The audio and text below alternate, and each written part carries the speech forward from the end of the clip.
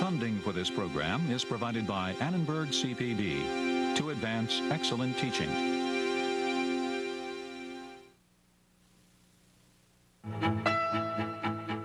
What do you think separates the 60s? The 60s is a period when the container bursts. Bursting out of all these incredible energies, civil rights revolution. And the Vietnam War. When I think about the 60s, they sort of push into the 70s. And to Watergate. A tumultuous decade, the 60s, today on a Biography of America.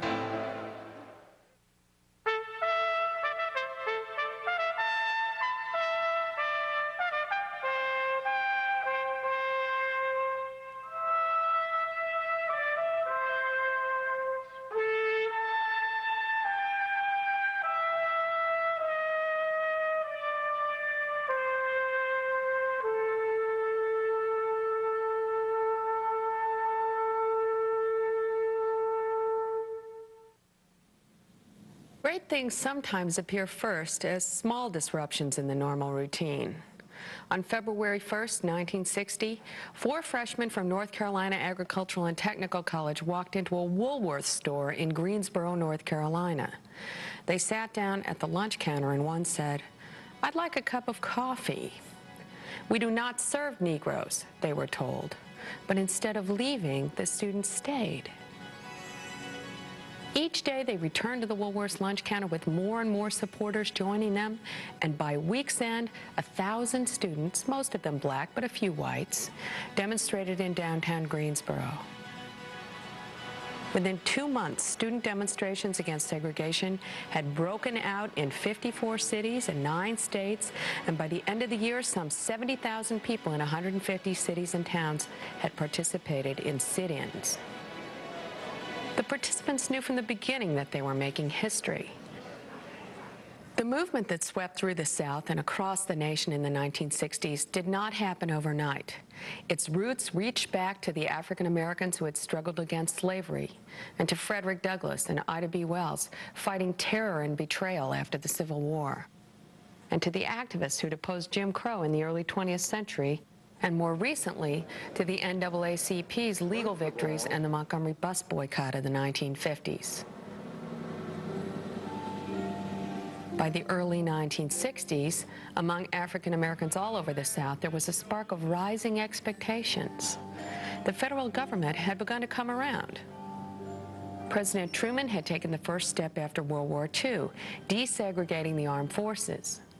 In the mid-50s, the Warren Court's landmark decision in Brown versus Board of Education had declared, after more than half a century of legalized race discrimination, that separate public facilities were inherently unequal and were therefore against the law. Pressured by the Brown decision, President Eisenhower grudgingly committed federal troops to escort African American students who went to register at formerly all-white Little Rock High School in Arkansas. It seemed that a second Reconstruction was underway. The movement had more money, more federal support, more grassroots organization, and a growing army of student volunteers to join community activists. In 1960, political organizer Ella Baker had helped the students to form their own group, the Student Nonviolent Coordinating Committee, known as SNCC. Meanwhile, Reverend Martin Luther King became the movement's charismatic leader. By the early 60s, hundreds of white volunteers, students, clergy, lay people moved by King's appeal to their consciences, had joined thousands of African Americans in the struggle. The revolution demanded activist courage in the face of potentially deadly violence. In May of 1961, CORE, the Congress for Racial Equality, organized freedom rides on buses from Washington to New Orleans, a direct action attempt to desegregate interstate transportation. In town after town, as they moved through the Deep South, the freedom riders were threatened, mobbed, beaten, and jailed. President John F. Kennedy and his brother Robert, the Attorney General, watched closely as the movement grew, but they worried about alienating powerful white Southern Democrats. And in truth, the Kennedy brothers were a lot more interested in the Cold War against communism than in dismantling segregation at home. While the president sent a secret invasion force on a disastrous mission to Cuba's Bay of Pigs and went to the brink of nuclear war over the installation of Soviet missiles in Cuba, he dragged his feet on civil rights. Kennedy's inaction infuriated black activists like James Baldwin and Malcolm X, already impatient with the pace and direction of change. Back off the campaign of direct actions, the Kennedys told civil rights leaders. Focus on voter registration. Movement veterans were reluctant to give up any tactic, but they did scale up voter registration drives in the southern towns and cities, where whites had long prevented blacks from even registering to vote.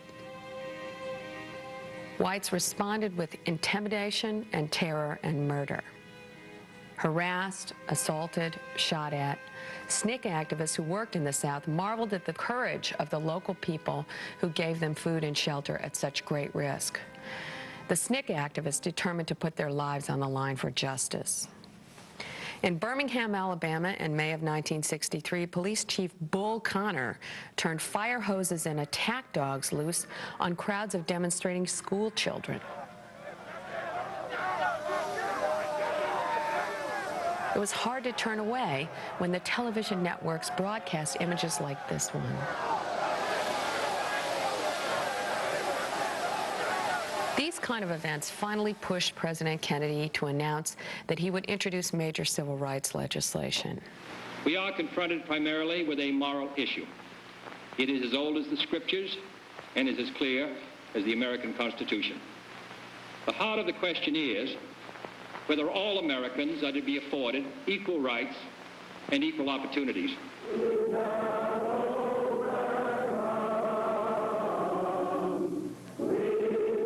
By August of 1963, a national television audience watched live on all three networks as Martin Luther King led the massive March on Washington and told about his dream. I have a dream that one day this nation will rise up and live out the true meaning of its creed, that all men are created equal. A new commitment, a new spirit. But President Kennedy was assassinated in November. The torch passed to the new president, Lyndon Johnson.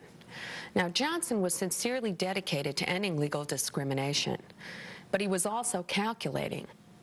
He hoped to go down as one of the greatest presidents in history, and he believed that he could make his reputation for all time on the cause of civil rights. Civil rights legislation could be the cornerstone of a larger program of reform, a program to rebuild the cities, train the poor for jobs, provide health care to indigent and elderly people, to declare war on poverty and bring about a great society. We are going to build a great society where no man or woman was a victim of fear or poverty or hatred. Johnson was a human volcano, a contradictory personality who embodied the deep conflicts of his time. Full of good intentions and strong beliefs, he also had a huge ego and a legendary capacity for vulgarity and manipulation. A patriot, a pragmatist, and a self-deceiver, he was both good old boy and genius politician. Kennedy's sophisticated circle called him Uncle Cornpone, but he was also a master manipulator to the senators who had known his power as majority leader. Johnson's presidential press secretary, George Reedy, recalled that there was no sense in which he could be described as a pleasant man.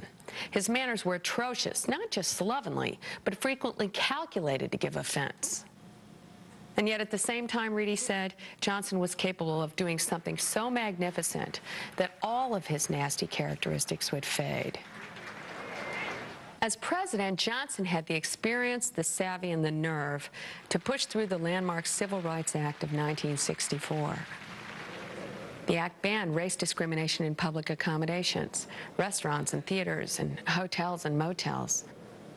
and outlawed segregation in state-supported institutions like schools and libraries and parks and playgrounds. It gave the Justice Department new powers to enforce citizen civil rights, and it established a commission to handle discrimination in private employment.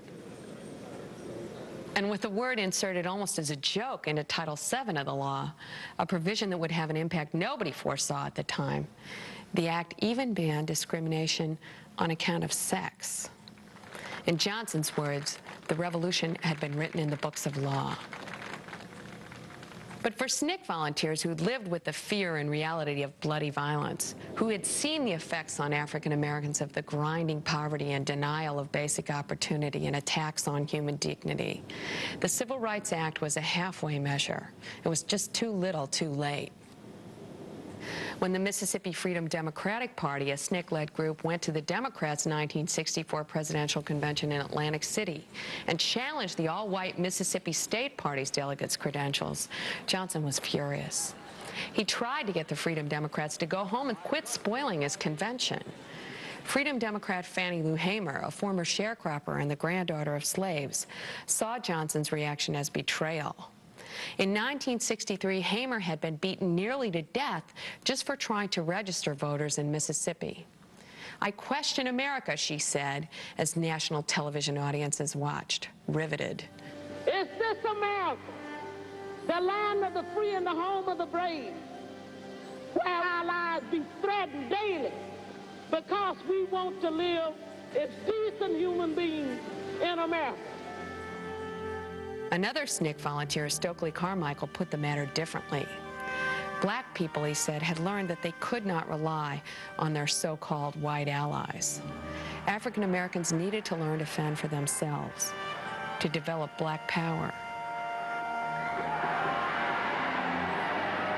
The real problem with violence is that we have never been violent. We have been too nonviolent.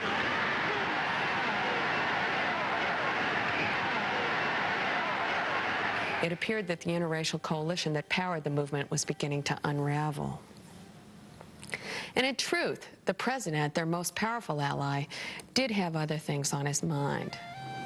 Far from Atlantic City or Washington or Mississippi, in the divided Southeast Asian country of Vietnam, the United States was involved in a civil war.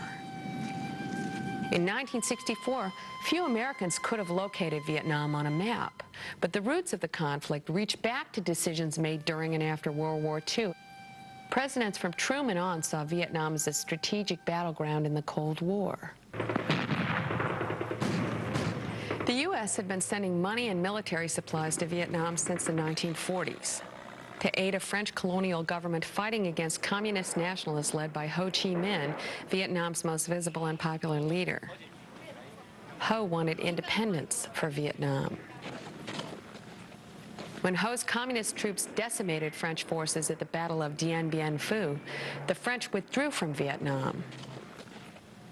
Ho Chi Minh would not, however, be allowed to preside over the independent and communist Vietnam he believed he'd won on the battlefield.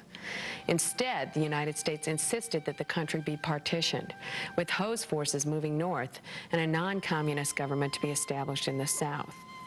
The result was a civil war, as Ho fought ruthlessly to reunify the country he believed had been split into and stolen by imperialists. President Eisenhower had argued that the United States had to make a stand in Vietnam or risk the fall of Asian countries to communism like a row of dominoes. Ike committed hundreds of millions of dollars each year in aid to the government of South Vietnam. And President Kennedy increased the aid and began to commit American advisors to assist the South Vietnamese army.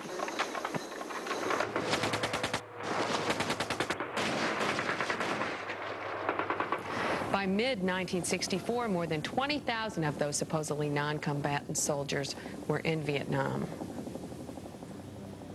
But the American-backed government in South Vietnam, headed by Ngo Dinh Diem, was weak, corrupt, and it never attracted the support of the majority of its people. South Vietnamese officials stole millions of dollars in American aid and military supplies, and they carried out campaigns of terror instead of land reforms in the countryside. When a Buddhist monk burned himself to death to protest the Diem government's actions, the president's powerful sister-in-law, Madame New, joked that she'd be glad to provide the mustard for the monk's next barbecue. In the 1960s, most Americans did believe in the necessity of fighting communism. The American mass media pounded home the message of a communist threat on a daily basis. Johnson's policy advisors all agreed that he couldn't abandon South Vietnam to a communist takeover. Indeed, they said he should ratchet up the war against Ho Chi Minh and his supporters in the South, guerrilla fighters known as the Viet Cong, if Johnson hoped to win the war. Well, Lyndon Johnson wasn't going to be the first American president to lose a war, but he wanted to proceed gradually rather than to declare war against North Vietnam and commit enormous resources and huge numbers of American soldiers to fighting the war. And so, Johnson's Vietnam War began with a lie. In August of 1964, using a trumped-up attack against an American ship in the Gulf of Tonkin as an excuse, Johnson got Congress to pass a resolution giving him a free hand to do whatever he chose to do in Vietnam. By the time the United States finally admitted defeat in 1973, Johnson and his successor, Richard Nixon, had sent more than 2 million American troops, dropped 7 million tons of bombs when only 2 million tons of bombs had fallen in all of World War II. They'd sent transport planes to drop 1 million pounds of toxic chemicals, destroying half of Vietnam's forests. Hundreds of Vietnamese hamlets and villages were destroyed, and millions of Vietnamese civilians and soldiers had died. Over 58,000 Americans were killed, and an untold number of American troops returned to the United States permanently scarred physically, emotionally, and psychologically. Only 2 senators voted against the Tonkin Gulf Resolution, but in time, millions of Americans came to see that measure as the fatal step into a war that made Americans wonder about the wisdom of trying to fight communism everywhere, and that had been a fundamental tenet of the Cold War. Vietnam devastated the hope and the idealism symbolized by the sit-ins, by King's moving speeches, and by the Civil Rights Act. Government resources now went not into rebuilding cities or fighting poverty or ending discrimination, but instead into the war. In the battle between guns and butter, guns won. Nobody really knew what it would mean to win the war. The president said he meant to keep the promise of self-determination for Vietnam. But was that the same as keeping non-communist officials in power? Did winning require wiping out the Viet Cong or overthrowing Ho Chi Minh and reunifying Vietnam? Without clear objectives, how could the U.S. even know how to win? The men around Johnson buried their doubts. They tried to take all intelligence reports at their most optimistic, and if the news from the front wasn't good, well, they just made up some good news, like the notorious body counts, the aggregate figures of dead bodies found after battles who might have been enemy troops or might have been friendly civilians, but who were always counted as enemy dead either way. And those body counts reflected the most fundamental American problem. In a strange country, in a time of civil war, defending an unstable regime in the name of democracy, Americans never knew who was friend and who was enemy. The Viet Cong and the North Vietnamese Army, however, were fighting on their home turf with clear purposes: reunify the country and win independence. Undeniably, many were also fighting to establish a communist government, and certainly their methods could be as terrible as those of their enemies. But every bomb that dropped strengthened Ho's resolve to keep fighting until American will failed. President Johnson and his generals kept telling the American public that the war was going well. It was almost won. There was a light at the end of the tunnel. But who was going to fight this foe? The soldiers were young, and disproportionately they were non-white and poor. Black activists furiously denounced a war in which, they said, the nation's most oppressed people were asked to make the greatest sacrifices. The promises of the Great Society have been shot down on the battlefield of Vietnam, making the poor, white and Negro, bear the heaviest burdens both at the front and at home. As draft calls rose and rose, the more affluent draft-age men found ways to get out of serving. Poor boys were nearly twice as likely as their better-off peers to serve in the military, to go to Vietnam and see combat. You could even break it down by neighborhoods. One study of Chicago found that young men from low-income neighborhoods were 3 times as likely to die in Vietnam as boys from high-income areas. More and more Americans, always a minority according to polls, but a large and influential minority, began to oppose the war openly, a war that was coming home to them on their television sets. Between 1965 and 1968, in hundreds of cities and towns across the nation, millions of people took part in demonstrations against the war. And as the tide of protests rose, people in authority began to regard everybody who opposed the war as the enemy within. Why? Oh, why? Lyndon Johnson seemed hardly aware that his efforts to win the war had led him into the very undemocratic practices of lying to the public and spying on the American people. Support for or opposition to the war became a test that divided friends and families and generations and classes. Young people raised in comfort and optimism looked at Vietnam, at the waste of the chance to solve so many problems at home, and they became angry and disillusioned.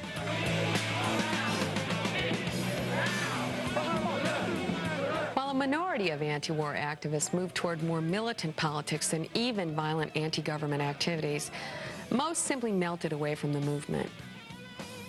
And they took consolation in new consumer pleasures. Sex and drugs and rock and roll.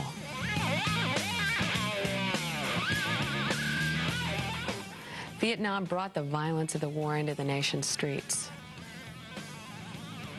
And broken by his efforts to win an unwinnable and indefensible war, Johnson decided not to run for re-election in 1968. I have concluded that I should not permit the presidency to become involved in the partisan divisions that are developing in this political year. It was a devastating year. As Tim O'Brien, one of the finest chroniclers of the Vietnam War, recalled, 1968 was a year in which smart men in pinstripes could not agree on even the most fundamental matters of public policy. The only certainty that summer was moral confusion. The nation looked on stunned as first Martin Luther King and then Robert Kennedy, who was running for the Democratic nomination on a peace platform, were assassinated. Protests became more frequent and more violent. By a plurality, a deeply divided country elected that old Cold Warrior, Republican nominee Richard Nixon, to be President of the United States. We're going to enforce the law, and Americans should remember that if we're going to have law. Nixon had run a curious and brilliant campaign. He promised he had a secret plan to end the war, and he pounded away at the idea that something had to be done to restore law and order at home. Even as he moved to extricate the United States from the war, President Nixon took official deception to levels nobody had ever imagined. He ordered a huge secret bombing operation against Cambodia, Vietnam's neighbor and a neutral country. And Nixon and his White House staff also began to plan a massive campaign to control all sources of information about the war. Anybody who dared question American policy became, in their eyes, an enemy, and enemies could legitimately be spied on, bugged, and arrested. Early in the morning of June 17, 1972, Washington, D.C. police caught 5 burglars at the offices of the Democratic National Committee in the fashionable Watergate complex. One of those burglars, James McCord, was security coordinator for CREEP, the Committee to Re-elect the President. When 2 Washington Post reporters, Bob Woodward and Carl Bernstein, pursued the story, they uncovered conspiracy at the top. The White House had threatened corporations with legal problems if they didn't contribute to CREEP, and then used the millions in illegal campaign contributions to hire dirty tricksters to sabotage opposition candidates, to create a plumber's unit to break in on and wiretap political enemies. They also used the Internal Revenue Service to harass more than 4,000 so-called enemies. They spied on, subverted, and harassed a variety of American dissidents. Nixon and his men worked hard to cover up their crimes, but as each new revelation broke, pressure mounted for a congressional investigation. The Watergate scandal eventually led to a vote in the House to impeach the president. Signify by saying aye. All those opposed, no. Mr. Flowers. Aye. Mr. Mann. Aye. Mr. Drinan. Aye. But before Nixon could be brought to trial, he resigned in disgrace on August 8, 1974. To leave office before my term is completed is abhorrent to every instinct in my body. But as president, I must put the interests of America first. Therefore, I shall resign the presidency effective at noon tomorrow. President Nixon, like America in the 1960s, had discovered the limits of power. The price both paid was enormous.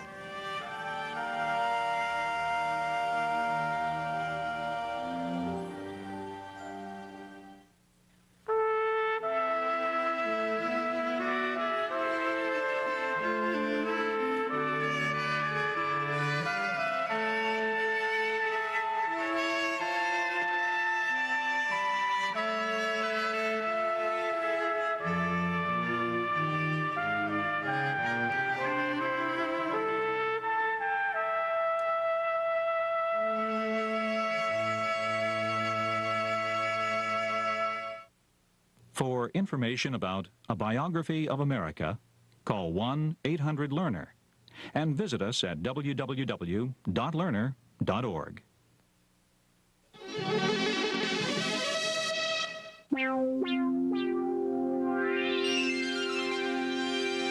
Funding for this program is provided by Annenberg CPD to advance excellent teaching.